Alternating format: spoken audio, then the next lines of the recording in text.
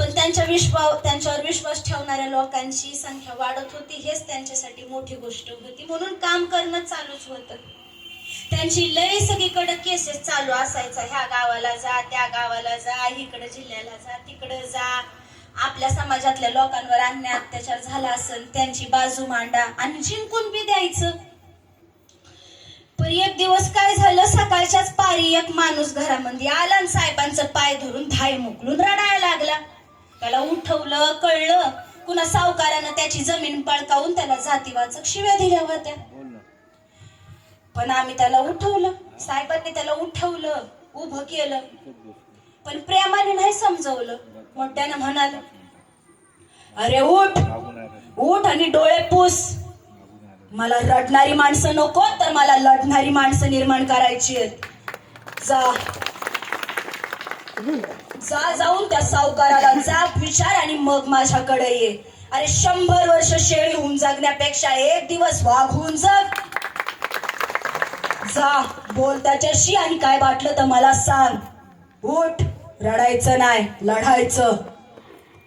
तसं ते उठला आणि गेला की धाय मोकलून. तसाच आम्ही समजे तिथंच होतो. मी विचारलं, हा साहेब तुम्ही असं का केलं त्याच्या संग? एवढी कार्यकर्ते येत्यात, समधी लोक भेटायला आल्यावर तुम्ही समजांना किती प्रेमानं समजून सांगताय, एक एक गोष्ट उलगडून सांगताय, काय केलं पाहिजे काय नाही केलं पाहिजे सांगताय. आणि त्यानं काय केलं होतं ते असं दुसऱ्या जातीपातीचा म्हणून तुम्ही भेदभाव केला काय साहेब बाकीच्यांसारखा? मग मला सांगता ते काय असते? साहेब म्हटलं, रामू तुला वाटतं मी भेदाभेद केला? अजिबात नाही. अगं पण ह्यांना प्रेमानं समजवण्याची वेळ निघून गेलीये. अगं किती दिवस यांना आपण प्रेमाची भाषा सांगत बसणारे, शांतीची भाषा सांगत बसणारे. यांना यांच्या अन्याय अत्याचारासाठी स्वतः उठून लढण्याची ताकद जर दिली नाही तर ते इथनं पुढे देखील गुलाम होऊन जगतील. आणि मला ह्यांची गुलामगिरी मोडून टाकायची. अगं गुलामाला गुलामीची जाणीव करून दिल्याशिवाय गुलाम बंडच करू शकत नाही, हे मी चांगलं जाणून आहे. आणि म्हणून मला याच शब्दांची गरज पडणार आहे. आणि तू म्हणते मी भेदाभेद करतो, जाती बघतो?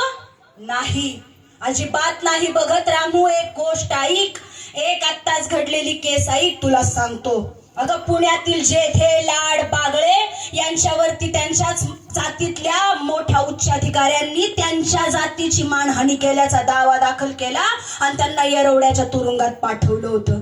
महाराष्ट्रातल्या कुठल्याच जातीच्या वकिलानं त्यांची केस घेतली नाही. शेवटी सेशन कोर्टात अपील करून मी त्यांना सोडवलं, त्यांच्यासाठी लढलो, त्यांना बाहेर काढलं आणि हे सिद्ध केलं की आमचा ब्राह्मणांना विरोध नसून ब्राह्मणवादाला विरोध आहे.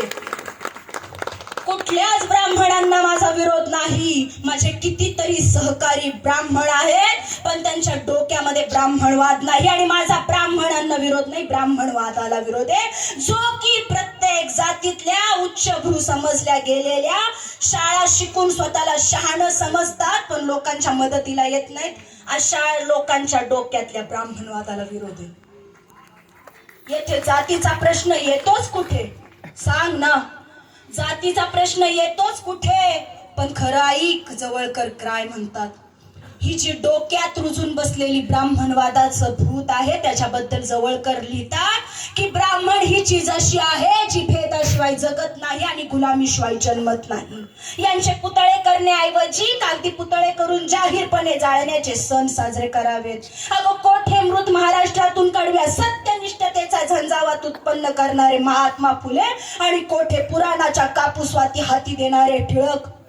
कुंभटांना कौन्सिलात काय नांगर धरायचाय, वाण्यांना काय तागडं धरायचं आणि शिंप्यांना काय मशीन चालवायची असं भाषण ठोकणारे हे टिळक. मी म्हंटल, साहेब हे लोक एवढे सनातनी असतात का व? एवढा भेदाभेद? साहेब म्हंटल, पुढं ऐक रामू, एवढाच नाही, पुढं ऐक जवळकर काय म्हणतात.